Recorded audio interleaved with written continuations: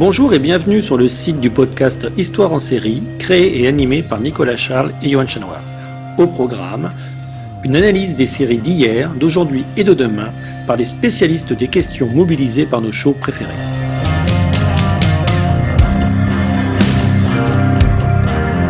Histoire en série, c'est le podcast qui met en relation histoire, sciences humaines et séries.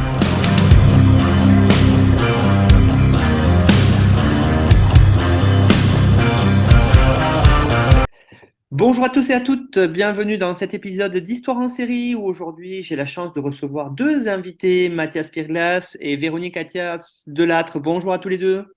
Bonjour Nicolas.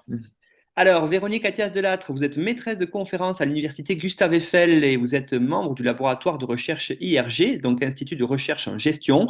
Actuellement, votre domaine d'expertise en management des ressources humaines et en transformation du travail vous a conduit à piloter un Master 1 au sein de l'IAE Paris-Est et à développer des projets sur la formation à et par la recherche dans des partenariats inter-entreprises écoles. Vous coordonnez aussi des projets internationaux en politique d'éducation et de formation, AUF, UNESCO, EDRAC, et aussi vous êtes présidente de l'AFIRS, donc l'Association francophone internationale de recherche scientifique en éducation. Et puis votre collègue Mathias Pirglas est maître de conférence à l'IAE Gustave Eiffel.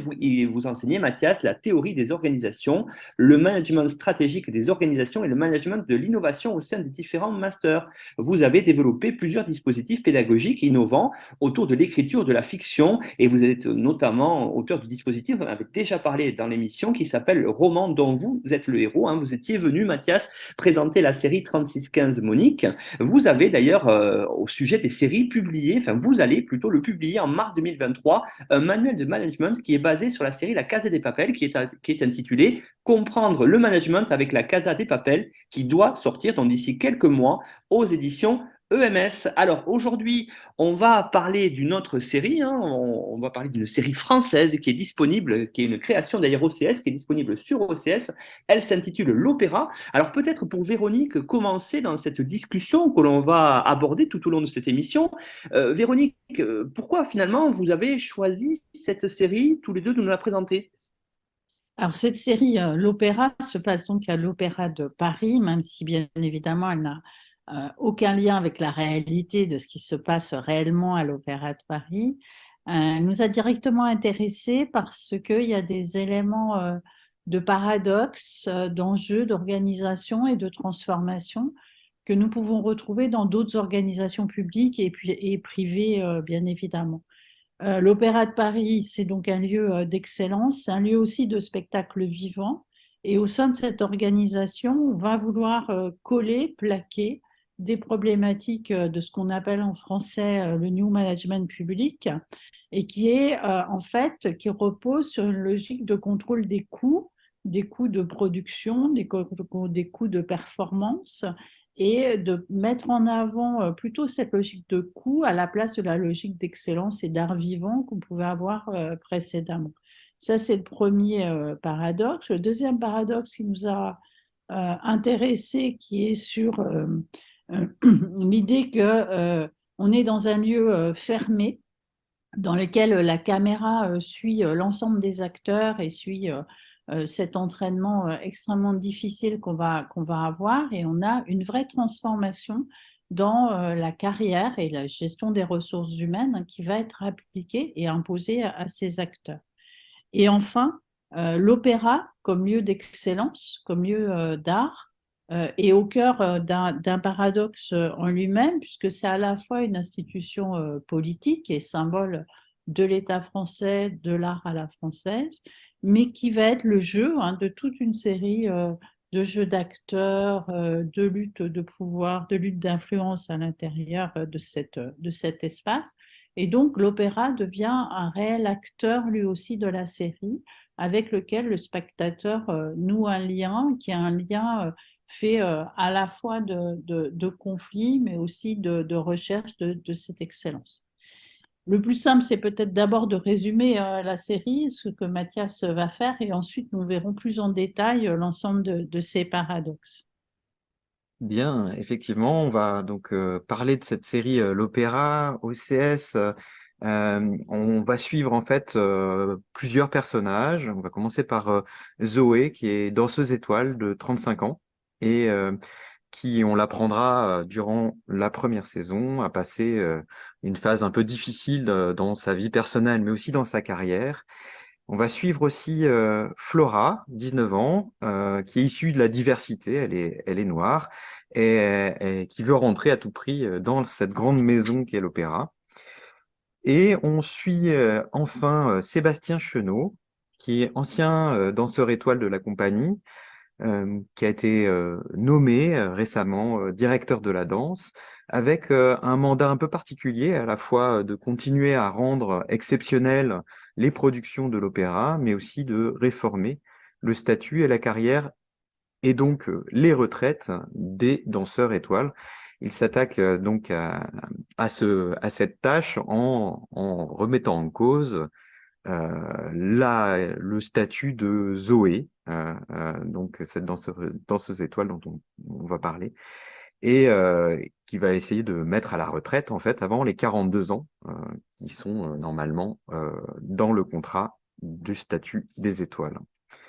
Voilà, on va parler dans ce podcast uniquement de la saison 1, en tout cas principalement de la saison 1, car la saison 2 pose d'autres types de problèmes, d'autres types de questions qui sont importantes pour le management, mais qui forment, dans ce cas, vraiment un sujet à part entière. Voilà Alors, pour... peut-être première question pour tous les deux autour de justement cette idée, hein, cette spécialité autour du travail hein, qui vous a intéressé ici cette émission qu'on va évoquer ensemble. Ce que vous avez appelé ce paradoxe finalement autour de l'idée de la gestion du travail et des carrières et justement de la fin de carrière, vous venez de le dire Mathias, de Zoé hein, qui n'a pas encore 42 ans et qui, on le voit, cette remise en cause finalement dans la série de son statut va générer un certain nombre de tensions, aller d'ailleurs jusqu'à une certaine grève là-dessus, dans ce milieu-là. Alors, comment tous les deux, vous pouvez parler de ce milieu et de la gestion du travail dans ce milieu si spécifique, vous l'avez dit, de l'art du vivant? Alors, il y a un point qui demeure essentiel à travers l'opéra, c'est que le lien salarial avec l'opéra est extrêmement particulier. C'est-à-dire qu'on a un lien qui relève de l'engagement et qui n'est pas de nature contractuelle. Comment ce lien se noue? C'est d'abord parce que les petits rats de l'opéra font ce qui est présenté dans la série comme l'école de Nanterre, qui est une école extrêmement difficile, qui demande un entraînement physique et un don de soi qui est total à l'organisation. Les enfants y rentrent à partir de l'âge de 10 ans environ, voire certains avant, et on voit bien dans la série qu'ils sont retirés de leurs parents, qui se donnent corps et âme à leur vocation et à leur métier, et donc ils espèrent avoir le Graal de rentrer à l'Opéra de Paris.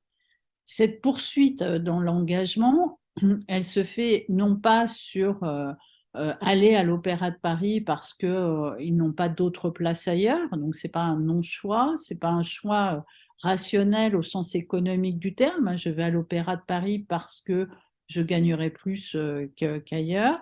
C'est un choix qui va se jouer sur des valeurs d'excellence, et c'est un choix qui va guider toute leur carrière. C'est-à-dire que une fois qu'ils sont rentrés à l'Opéra de Paris, on les voit dans la série s'entraîner tous les ans pour des concours, pour gravir tous les échelons du corps de ballet et avoir ensuite le Graal qui serait d'être danseur étoile jusqu'à 42 ans.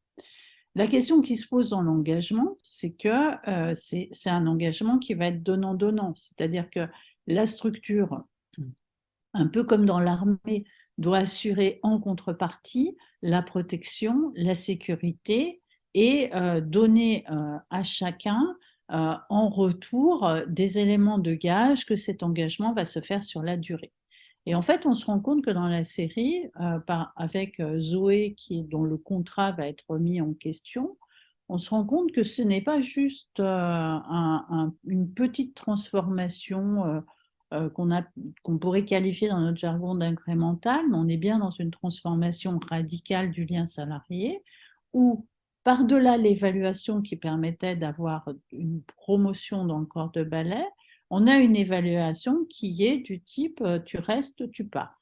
Et donc, on a une rupture radicale de l'engagement salarial et du lien salarial entre le corps de ballet et l'opéra. Et ce qui va se passer, qu'on présentera par la suite et qui est quand même assez extraordinaire, c'est que on voit bien qu'en présentant ce changement de statut comme un changement incrémental qui ne va impacter qu'une personne, tout le monde comprend bien que ça peut tous les impacter demain. C'est-à-dire que c'est les racines mêmes et les valeurs de l'Opéra de Paris qui sont remis en question. Et de ce fait, on va arriver à une position et à une opposition collective de tous les membres de l'opéra, de tous les corps professionnels de l'opéra, qui vont se rallier contre la direction et sa volonté de transformation du lien salarial. Et en fait, ce que va arriver à faire la direction de l'Opéra de Paris, c'est à avoir des corps qui sont plutôt séparés, le corps de ballet, les danseurs étoiles, les techniciens, et ils vont arriver à se réunir contre ce point. Alors, je ne vais pas plus loin dans cet élément, mais en tout état de cause, ce qu'on voit bien, c'est que cette logique d'engagement qui reposait sur des valeurs, quand elle est remise en question, c'est bien un changement radical qui va être donné dans la manière dont le lien salarial est posé. Et ce n'est pas juste un petit artifice dans le contrat de travail, mais c'est bien un changement radical du contrat de travail. Et donc, on se retrouve au niveau du premier paradoxe dans ces nouvelles modes de management, qu'elles soient nouvelles ou peut-être un tout petit peu plus anciennes, qui se posent comme des colorations du management actuel et qui en fait remettent profondément en question le lien que les individus ont avec leur institution, et là en l'occurrence une institution qui est au service de l'excellence et de l'art à la française. Oui, effectivement, cette idée sur l'opéra, on vient de voir avec Véronique, c'est très intéressant de comprendre finalement que ce n'est pas un milieu, enfin, c'est un milieu spécifique, c'est pas un milieu, j'allais dire, naturel de l'organisation du travail. Vous avez très bien expliqué, Véronique, pourquoi. Alors justement, cette idée peut-être pour Mathias, hein, qu'est-ce qu'on peut en dire sur ces spécificités? Qu'est-ce qu'on a autour de ça pour vous, de votre point de vue de professeur, d'enseignant dans le supérieur de management? Eh bien, une des premières choses qu'on peut dire, c'est que l'opéra, l'organisation de l'opéra, est un peu à l'écart finalement de l'ensemble des modes managérials qui sont en vigueur actuellement. C'est pas une organisation où on peut vraiment faire du télétravail, hein, puisque il faut répéter ensemble. Il n'y a pas vraiment possibilité de mettre en place des intelligences artificielles pour remplacer ou automatiser le travail, par exemple. Il n'y a pas vraiment de marketing des ressources humaines, marketing interne. On est dans, comme le disait fort justement Véronique, on est dans une logique de l'engagement où on va donner à peu près tout ce qu'on a au profit finalement de cette institution. On a une gestion des talents qui est très à la mode aussi en ce moment, mais qui est très particulière puisque c'est inséré dans un processus long où, comme le disait Véronique à l'instant, eh bien, on a des carrières qui se dessinent dès le plus jeune âge, avec des concours répétés chaque année pour passer d'un grade ou d'un statut à un autre, un échelon, etc. Donc tout est bien cadré de ce côté-là. Et puis, on est aussi dans un corps de métier ou dans une organisation qui laisse très peu de place finalement à la digitalisation, puisqu'il s'agit bien de spectacles vivants.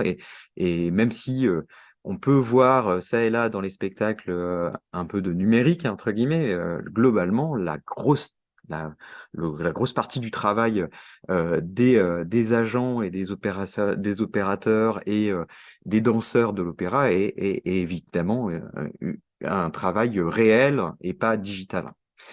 Cependant, il y a une mode de management auquel l'opéra n'arrive pas à s'échapper, dont l'opéra n'arrive pas à s'abstraire, c'est la mode du New Public Management dont on a parlé rapidement tout à l'heure, où finalement on essaye de juxtaposer à l'organisation du travail, qui est une organisation relativement traditionnelle, avec, pour ce type d'institution, avec une recherche effectivement d'excellence à n'importe quel coût, la mise en place, on va le voir dans la série assez rapidement, que globalement, si on a besoin de, de choses essentielles pour la production d'un spectacle, c'est ce qui va se passer pour Sébastien Chenot, qui monte une chorégraphie nouvelle, et il va avoir besoin d'une pièce de décor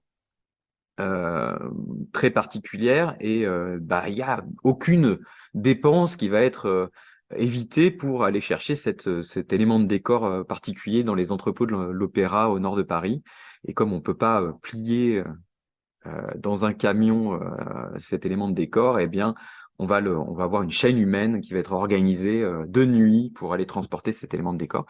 Et donc oui, on refuse aucun coût pour travailler l'excellence comme ça, mais l'un des coûts importants et une des logiques modernes, entre guillemets, des institutions publiques aujourd'hui, c'est celle du New Public Management, qui va chercher à rationaliser les organisations et les considérer en fait uniquement comme des centres de coûts. Donc à la fois, il y a un paradoxe, effectivement, où pour l'excellence artistique, eh bien, on est prêt à faire toutes les concessions financières, et d'un autre côté, eh bien, on assiste à une rationalisation un petit peu forcée de l'institution venant et qui va porter nécessairement sur la gestion des ressources humaines et sur la gestion des carrières, parce que c'est ça qui coûte cher en fait dans l'institution. En fait.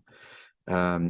Donc, cette réforme du statut des danseurs étoiles, des danseurs et des danseuses étoiles, eh ben, va venir impacter de plein fouet finalement la mission de l'opéra. On peut considérer que cette organisation de l'opéra devient en fait une organisation hybride qui va juxtaposer à la fois des missions d'excellence artistique d'un côté et en même temps une rationalisation des coûts et donc des coûts de personnel très importantes par la suite.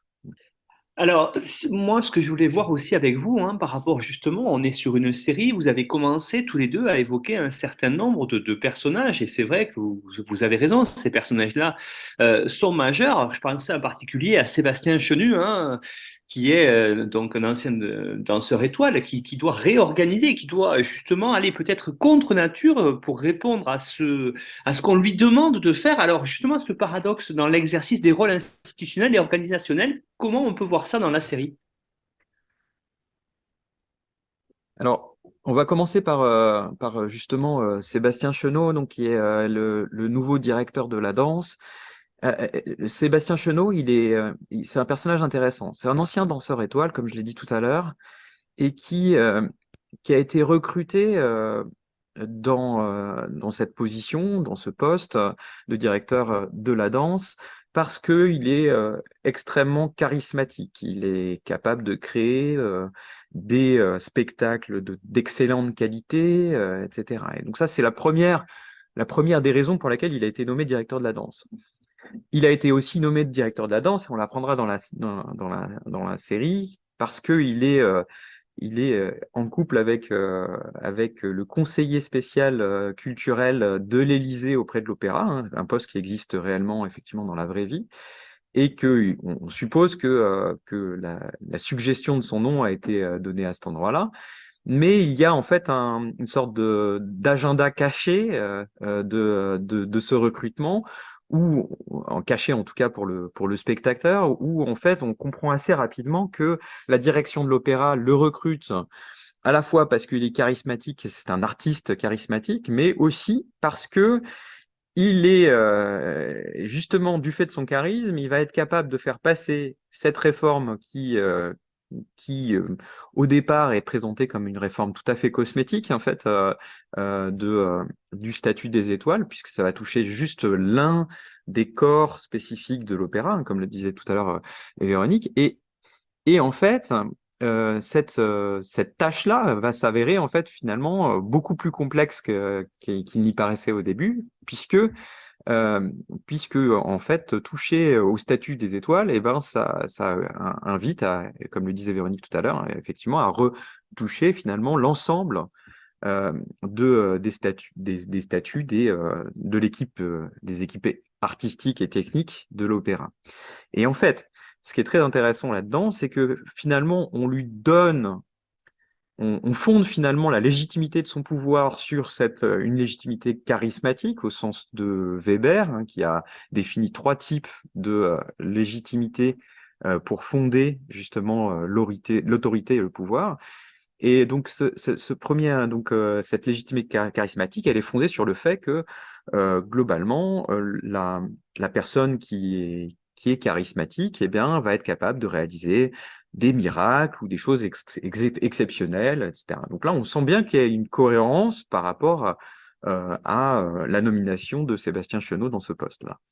Par ailleurs, le côté New Public Management qu'on a évoqué tout à l'heure, et cette nécessité de rationalisation des coûts et de l'organisation dans son ensemble pour finalement intégrer l'idée que les institutions publiques doivent être gérées de manière vertueuse du point de vue des coûts et du point de vue de la gestion économique finalement de ces organisations, eh bien, en fait, place cette deuxième mission là de Sébastien Chenot dans une perspective qui est un peu tout autre, qui va plutôt être une perspective qu'on va appeler rationnelle légale, rationnelle parce que elle va consister à appliquer finalement la science de gestion, les sciences de gestion à la maîtrise des coûts de l'organisation et en même temps légal, comme je le disais, parce que c'est ce qui va faire loi. Hein, donc, on va essayer de réformer ce statut en termes de contractualisation, c'est-à-dire que oui, on va essayer de passer et glisser finalement doucement d'une logique de l'engagement à une logique contractuelle et qui est en tout cas prétendument plus vertueuse du point de vue de la gestion des coûts. Donc c'est vraiment un paradoxe de rôle dans lequel s'intègre Sébastien Chenot parce que et il va avoir du mal effectivement dans la série à gérer ce paradoxe de rôle parce que lui fondamentalement c'est un artiste et que globalement cette mission de rationalisation des coûts elle est finalement secondaire pour lui mais tout à fait principale pour la direction de l'opéra et de la tutelle de l'opéra. Donc, on va voir que ça va aboutir à de grandes difficultés dans son rôle. Je laisse la parole donc à Véronique pour montrer qu'en fait, les paradoxes, ils sont vraiment dans tous les statuts, finalement, des personnalités de l'opéra. Alors, si on reprend les statuts, bien évidemment, le statut de Sébastien, enfin le paradoxe au niveau des statuts de Sébastien, du directeur artistique, il est vraiment majeur. Mais on a aussi, par exemple, deux danseuses étoiles hein, dont on suit les parcours, Louise et Zoé. Alors Zoé, nous en avons déjà parlé, Louise, pas encore, et qui vont avoir deux attitudes par rapport à l'engagement qui sont à leur engagement à l'opéra qui sont radicalement différentes. Zoé, nous en avons déjà un petit peu parlé, c'est donc une danseuse étoile qui a eu un accident. On apprend par la suite qu'elle a été en dépression suite à des problèmes personnels et donc elle prend des drogues, elle a des conduites de dépendance à l'alcool qui sont fortes, elle s'entraîne peu. Donc, vu qu'elle s'entraîne peu, elle est de moins en moins nommée dans des ballets, donc elle se produit de moins en moins. Et par rapport à cela, alors qu'elle a eu un accident de travail, l'organisation n'a aucune responsabilité par rapport à elle. Et en fait, toutes ces conduites qui vont la mener à être moins bonne dans ses prestations l'opéra ne prend jamais en main toutes ces pathologies pour pouvoir l'encadrer. Donc, à côté de ça, on a Louise, qui est une danseuse étoile d'excellence et qui, elle, va faire reposer son engagement sur une logique totalement instrumentale. C'est-à-dire que autant Zoé reste fidèle à l'opéra parce qu'elle est fidèle aux valeurs d'excellence et puis à l'aspect quasi familial, à l'aspect affectuel qu'il peut y avoir à l'intérieur de l'opéra, autant Louise est totalement dans l'engagement aussi, mais on va avoir une autre source d'engagement qui est une source beaucoup plus instrumentale, qui est une source où elle va regarder toutes les marges de manœuvre qu'elle peut avoir et comment elle peut gagner dans son statut d'étoile. Donc, par exemple, elle a un contrat avec une grande entreprise de luxe dont le président est assez présent et lui offre des caisses de champagne. Elle a un contrat publicitaire donc avec cette entreprise de luxe qui n'est pas citée, mais qu'on imagine dans les grandes entreprises de luxe françaises. Et donc, elle se fait rémunérer par cette entreprise et elle reçoit aussi énormément de cadeaux, mais surtout, elle a un vrai statut d'égérie de cette entreprise de luxe. Et donc, on voit bien que l'engagement par rapport à l'opéra est réel hein, dans les deux cas, que ce soit pour Zoé ou pour Louise. Pour le cas de Zoé qui considère qu'elle a tout donné à l'opéra, elle attend un retour de l'opéra et un accompagnement qui soit à la fois sur les valeurs d'excellence, mais aussi un accompagnement affectuel au sens où l'opéra est quasiment sa famille, alors que Louise est dans une toute autre logique. Elle a compris qu'il y avait des zones de liberté, des marges de manœuvre, hein, comme dirait Michel Crozier, et donc elle va utiliser tout ce que l'opéra peut lui laisser à son profit pour s'enrichir, pour gagner en notoriété et pour briller dans ce lieu d'excellence. Donc on a bien deux postures qui sont radicalement différentes et paradoxales, une posture un peu utilitariste, bien qu'elle continue hein, à danser pour Louise et à produire des spectacles d'excellente qualité, et pour Zoé, une attente que l'organisation lui renvoie l'équivalent de ce qu'elle a donné, et bien évidemment, ce renvoi n'arrivera jamais. Ensuite, on a d'autres acteurs clés, hein, puisque c'est une série qui est extrêmement incarnée. On a d'autres acteurs clés qui sont Flora et les techniciens, et donc je vais laisser la parole à Mathias pour présenter Flora. Oui, alors Flora, donc je l'ai présentée rapidement en introduction. Elle est donc issue de la diversité.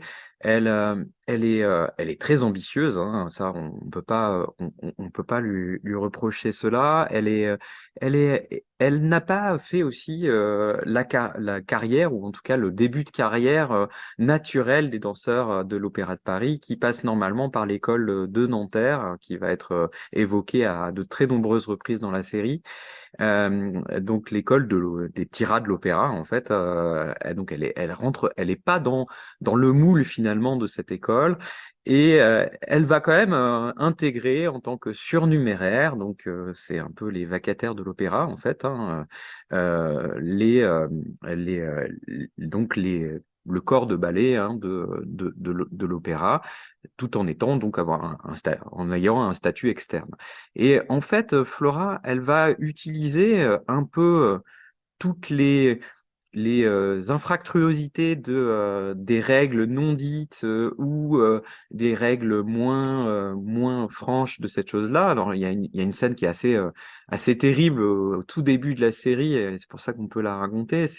Elle arrive pour la première fois dans l'opéra, et en fait, à l'accueil, on la confond avec une femme de ménage parce qu'évidemment, elle est noire et donc on lui dit bah, est-ce que vous avez déjà est-ce que vous avez déjà votre uniforme, etc. Et en fait, elle comprend pas ce qu'on lui demande. Et puis, assez rapidement, on s'aperçoit que effectivement, on l'a confondue avec une nouvelle femme de ménage qui devait arriver au même moment.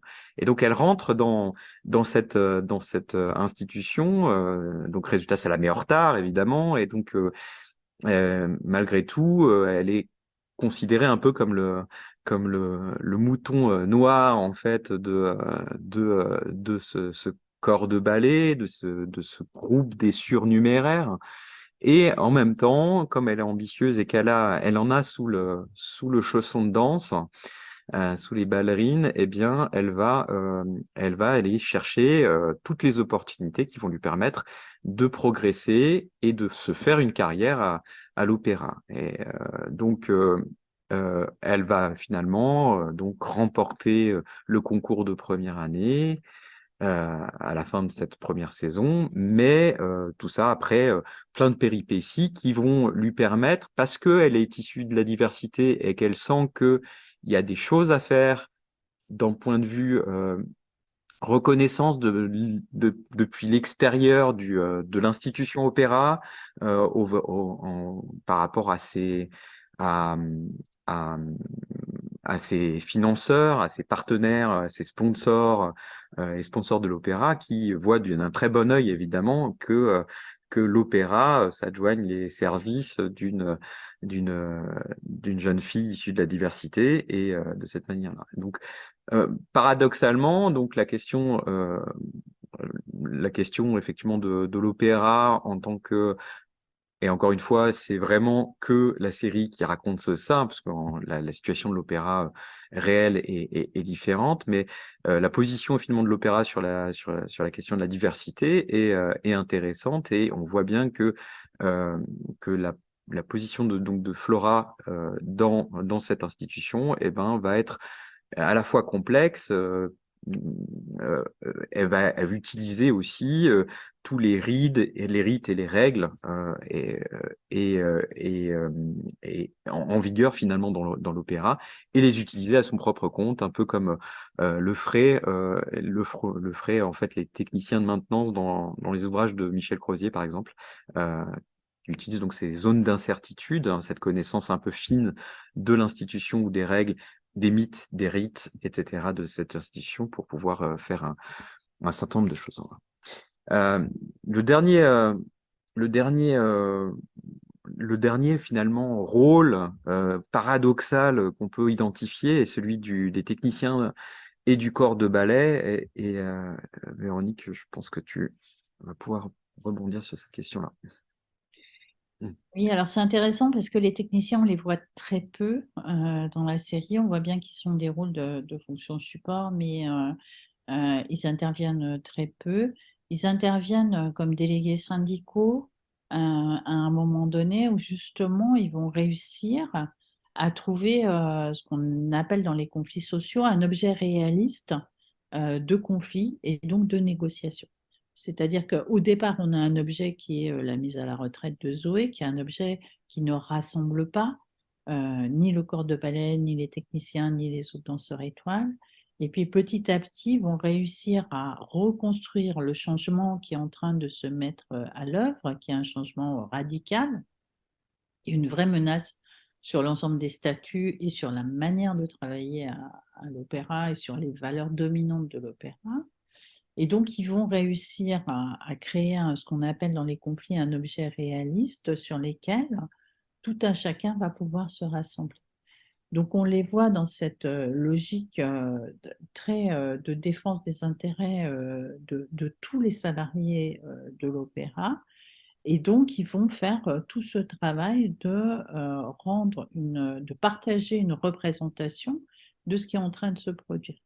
En parallèle de ça, on a le corps de ballet. Donc, le corps de ballet est représenté à travers quelques rôles. On voit que ce sont des jeunes qui vivent de manière extrêmement difficile dans leur corps l'ensemble des entraînements, hein, puisque sont à la fois des sportifs et des artistes. Donc, ils ont un entraînement de sportif qui est un entraînement, et on les voit répéter dans des conditions extrêmement difficiles, on voit ce qu'ils ont sacrifié, ce qu'ils ont vécu pour leur passion, et on les voit espérer atteindre un Graal, hein, et vivre leur passion à chacun des épisodes. Alors, sans rentrer dans le détail, hein, de chacun, on se rend compte quand même qu'on est dans des logiques où chacun est dans son clan, dans son monde. Et en fait, ce que va réussir à faire le syndicaliste, en l'occurrence, qui est un technicien, qui a un rôle clé, c'est à rassembler ce monde autour d'un objet qui soit un objet réel de conflit et de contestation.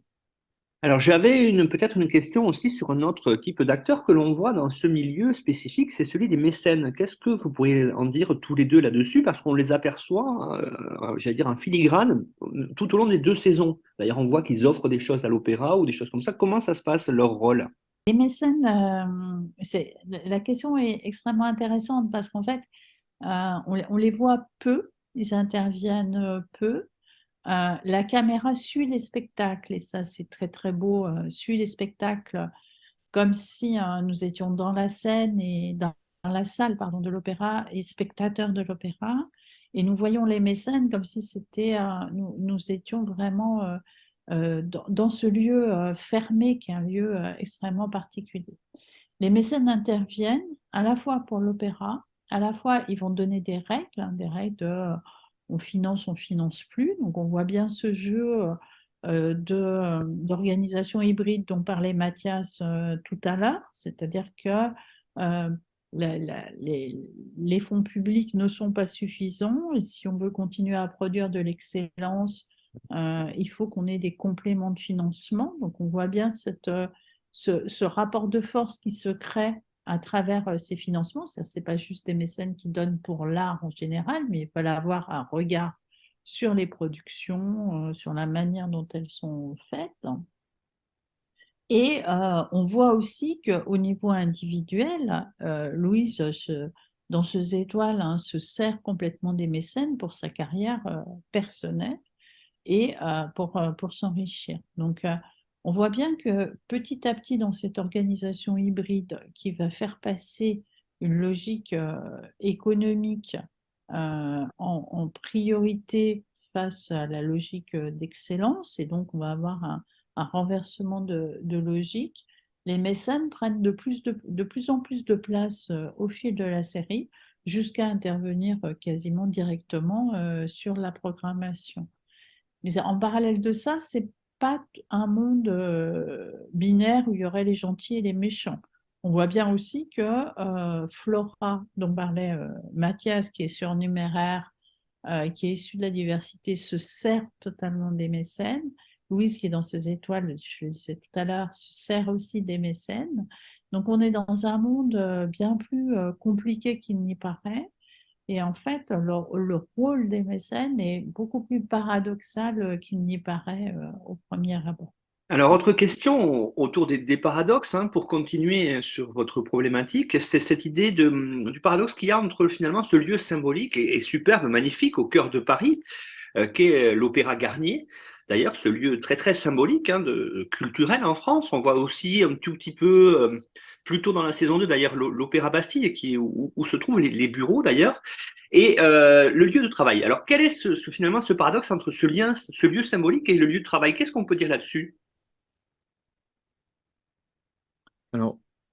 Alors, il y a plusieurs éléments, hein. On voit en fait finalement le lieu de travail du directeur de la danse avec un bureau qui est plutôt dans des bâtiments, un bâtiment ancien qui est l'Opéra Garnier évidemment, avec du parquet au sol, des meubles issus du mobilier national qu'on ne peut pas déplacer n'importe comment. Ça donnera l'occasion effectivement dans la saison 2 d'avoir pas mal de discussions avec la nouvelle directrice de la danse par exemple. Et on a le contraste avec le déplacement finalement de ce directeur de la danse lorsqu'il il est sommé de se rendre donc auprès de la directrice de l'Opéra de Paris, qui se déplace beaucoup plus à l'Opéra Garnier dans la deuxième saison que dans la première saison d'ailleurs. Donc il se rend effectivement à toute fin de la saison 1, Sébastien Chenot, donc dans les locaux de la direction de l'Opéra Bastille, et là on s'aperçoit que on est rentré finalement dans le vrai lieu du pouvoir. Le bureau est très très grand. On sent que c'est là que se passent les décisions. C'est une architecture évidemment beaucoup plus moderne, hein, puisque l'opéra a été construit dans les années 80. Voilà. Et donc on a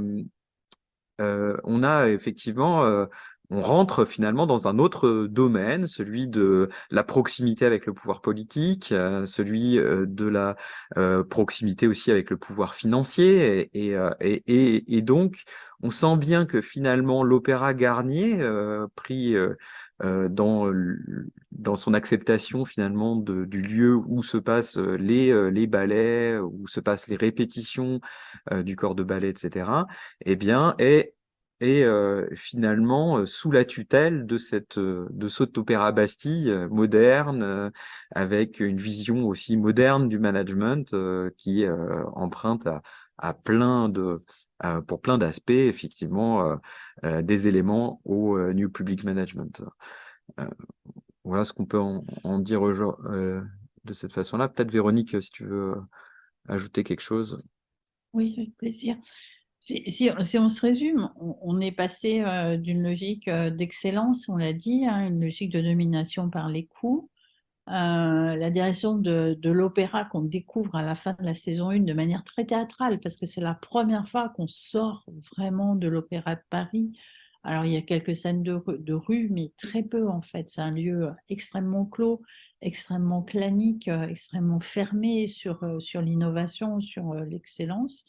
Et en fait, on a voulu faire un changement qu'on a qualifié d'incrémental, mais en fait, on se rend compte que c'est une transformation radicale du statut des salariés de l'opéra. Cette transformation va donc créer des alliances totalement inédites de toutes les corporations de l'opéra.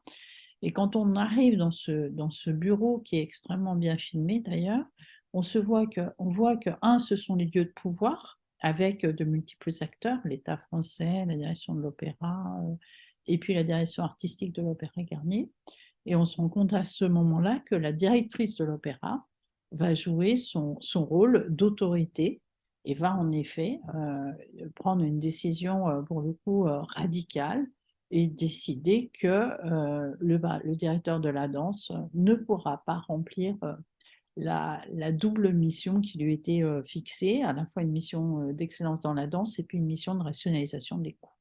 Et donc, on a cette autorité qui est extrêmement bien montrée dans ce bureau très dépouillé, en contraste, comme le disait Mathias, avec le bureau à l'Opéra Garnier, et qui montre une relative fin d'histoire avec un rapport à l'autorité qui devient évident. Et donc, sans dévoiler la fin de la saison 1 pour ceux qui n'ont pas encore vu, on va avoir une logique d'autorité qui se met en œuvre où il n'y aura plus de discussion possible.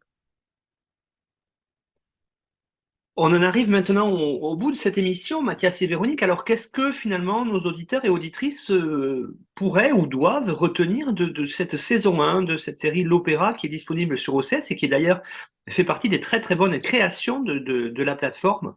On peut évoquer aussi Sentinelle, par exemple, qui est sorti cette année sur une autre thématique plutôt militaire. Mais qu'est-ce que doivent retenir les auditeurs sur l'opéra finalement? Alors, si cette série nous a intéressés, c'est qu'il y a de nombreux éléments. Il y a des éléments à la fois sur le rôle des acteurs dans une organisation, avec un paradoxe sur leur rôle, un paradoxe qu'ils n'arrivent pas à résoudre, qui est intéressant. Il y a aussi des éléments de l'engagement et la logique salariale, qui fait qu'on parle beaucoup d'engagement dans les entreprises, mais qu'est-ce qu'on met derrière cette notion d'engagement? et en particulier, qu'est-ce que l'entreprise donne aux salariés en compensation de cet engagement. Il y a la question des organisations hybrides, qui est une question intéressante, qui se trouve au cœur de paradoxes pour lesquels elles arrivent à trouver un équilibre parfois, mais qui est généralement un équilibre instable. Donc, dans la durée, il va falloir renégocier cet équilibre. Et puis, il y a la question des transformations, qui est une notion très à la mode, hein, qui est euh, la vision de la transformation, c'est-à-dire l'ensemble des salariés ne sont pas dupes d'une vision un peu simple et cosmétique, comme disait Mathias, des transformations qui sont proposées, amenées, imposées. Et ils voient bien qu'on est en train de faire une transformation radicale de l'organisation. Et on a voulu montrer différents paradoxes par rapport à ces éléments, mais la série est extrêmement riche de compréhension des transformations dans lesquelles sont dans les organisations aujourd'hui. Et je pense qu'elle met bien en regard, alors justement peut-être pour orienter sur la saison numéro 2, hein, où on va se préoccuper finalement de problématiques très contemporaines, de problématiques de risques psychosociaux, de gestion de ces risques psychosociaux, la question de harcèlement au travail, et ces questions-là vont en fait traverser complètement la saison 2, et c'est pour ça aussi qu'on a choisi de ne parler que de la saison 1 pour ce premier podcast, pour éviter de parler de trop de choses à la fois. Mais par contre, en fait, on voit bien que le lien entre cette philosophie gestionnaire finalement du New Public Management qui va chercher à viser, à rationaliser les coûts, à prendre en considération que finalement l'opéra est un centre de coûts et pas seulement un centre de création artistique, d'excellence, eh bien, va aussi pousser la logique finalement d'exploitation des travailleurs, des danseurs, des techniciens, etc., dans un autre dépassement finalement qui va mettre l'organisation en elle-même à mal, qui va perturber les acteurs de cette organisation et qui va aussi finalement traduire le malaise qui peut être issu justement de cette rationalisation des coûts à marche forcée, et cette confrontation finalement des missions de l'opéra en tant qu'à la fois mission d'excellence d'une institution publique qui est une institution publique donc artistique d'excellence, et en même temps cette logique de réduction des coûts, des fonds publics, etc. Avec aussi pour la saison 2, vous avez parlé des lieux, peut-être un peu plus de sorties hein, vers des lieux extérieurs. Je pense notamment au concours qui se déroule en Bulgarie, par exemple, qui permet de voir, d'affronter hein, d'autres regards sur la danse. Oui, et d'autres systèmes managériaux hein, d'ailleurs, hein. Je pense on va voir aussi plus en détail un peu le système managérial du Bolchoï, par exemple, où l'organisation finalement de la production artistique est quand même très différente, et en termes de statut, en termes etc. Enfin voilà, en termes de logique de concurrence aussi, et de carrière, on assiste vraiment à quelque chose qui est distinct de ce qu'on croit voir, en tout cas de ce que montre la série de l'Opéra de Paris. Merci beaucoup Véronique et Mathias pour cette émission autour du management, autour des sciences de la gestion, autour de cette série, donc l'opéra disponible sur OCS, hein, qui a pour cadre, vous l'avez dit, hein, l'Opéra de Paris, et en particulier l'Opéra Garnier. Alors vous retrouvez une bibliographie indicative sur l'émission, sur notre site internet histoireensérie.com, et puis n'hésitez pas à nous suivre sur les réseaux sociaux. On aura beaucoup de nouveautés à vous annoncer pour l'année 2023, en particulier peut-être Mathias un petit mot sur un colloque autour justement des séries et puis du management. Effectivement, alors le colloque intitulé Management en série, en référence avec cet excellent podcast, aura lieu, donc c'est la première saison, elle aura lieu donc le 30 et 31 mars 2023 à l'université Gustave Eiffel. Il y y a plein de surprises qui vont avoir lieu lors de ce colloque, dont une soirée qui sera accessible au grand public, qui aura lieu le jeudi 30 mars, donc au soir, où on parlera évidemment de la thématique du colloque, à savoir le management et les séries télé.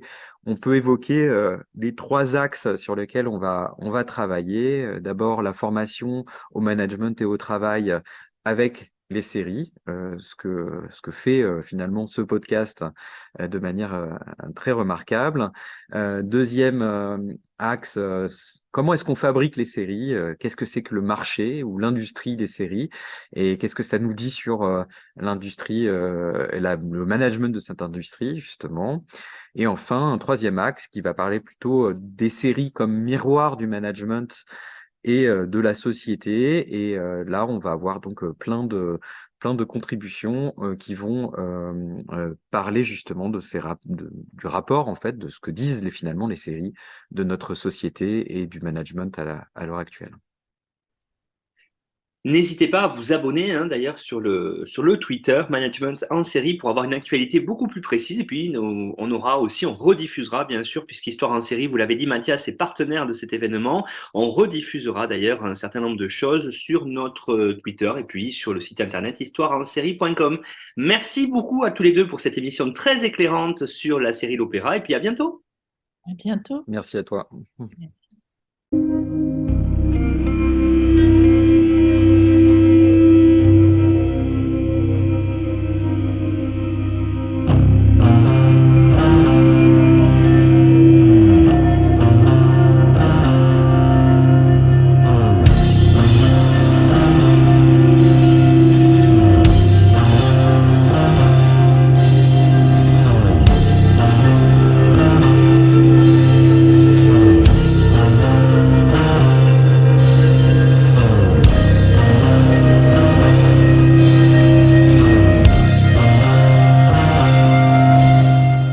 Retrouvez-nous sur Twitter @Histoire en série pour connaître le programme à venir ainsi que des conseils bibliographiques.